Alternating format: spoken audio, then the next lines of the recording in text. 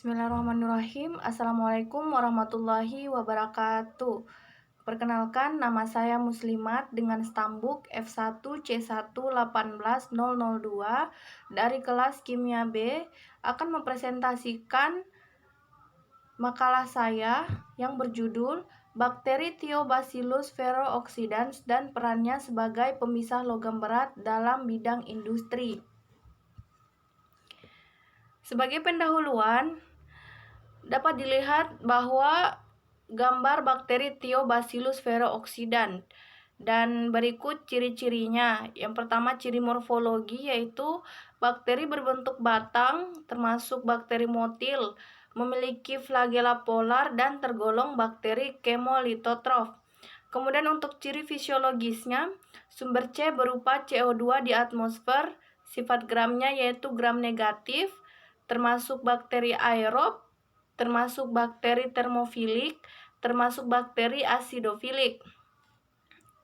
Kemudian taksonominya berasal dari kingdom Bacteria, filum Proteobacteria, kelas Schizomycetes, ordo Pseudomonadales, familia Thiobacteriaceae, genus Thiobacillus dan spesies Thiobacillus ferrooxidans. Dan bakteri Thiobacillus ferrooxidans ini merupakan bakteri prokariotik. Bakteri Thiobacillus ferrooxidans memperoleh energi untuk pertumbuhannya dari oksidasi zat anorganik besi atau sulfur. Sebagian besar bersifat autotropik, yaitu mengambil karbon untuk sintesis senyawa seluler bukan dari bahan organik tetapi dari CO2 di atmosfer. Kemudian, bakteri Thiobacillus ferrooxidans adalah bakteri gram negatif aerobik chemolitotrofik, bakteri berbentuk batang, merupakan bakteri saprofit, yaitu bakteri yang hidupnya dari sisa-sisa organisme mati atau rapuh. Kemudian, Thiobacillus ferrooxidans ini merupakan bakteri di udara, termasuk bakteri termofilik, yaitu hidup pada suhu 45-50 derajat Celcius. Selain itu juga termasuk ke dalam bakteri asidofilik yang hidup pada pH dari 1,5 sampai 2,5. Beberapa spesies hanya tumbuh pada pH netral. Kemudian, Thiobacillus ferrooxidans yang paling umum adalah jenis bakteri tambang di tumpukan sampah. Organisme ini adalah asidofilik atau pecinta asam dan meningkatkan tingkat oksidasi piritailing tumpukan di tambang batu bara dan deposito. Kemudian, Thiobacillus adalah organisme autotropik obligat, artinya mereka membutuhkan molekul anorganik sebagai donor elektron dan karbon anorganik seperti karbon dioksida sebagai sumber. Mereka mendapatkan nutrisi dengan mengoksidasi besi dan belerang dengan oksigen. Thiobacillus tidak membentuk spora, mereka gram negatif proteobakteria. Siklus hidup mereka adalah khas bakteri dengan reproduksi oleh fisik sel. Kemudian ada metabolisme Thiobacillus ferrooxidans. Dalam metabolisme Thiobacillus ferrooxidans tergolong bakteri chemoautotrof. Chemoautotrof adalah organisme yang dapat memanfaatkan energi dari reaksi kimia untuk membuat makanan sendiri dari bahan organik. Bakteri chemoautotrof menggunakan energi kimia dari oksidasi molekul organik untuk menyusun makanannya. Molekul organik yang dapat digunakan oleh bakteri Thiobacillus ferrooxidans adalah senyawa, belerang, dan besi. Dalam prosesnya, bakteri ini membutuhkan oksigen. Kemudian dapat dilihat pada gambar di samping.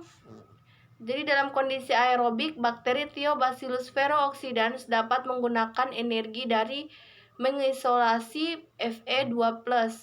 Proses tersebut diantaranya. Jadi berikut adalah rumus kimia dari tahap mengisolasi Fe2+, yaitu 2Fe2+ tambah 1/2O2 ditambah 2H+ menghasilkan 2Fe3+ ditambah H2O.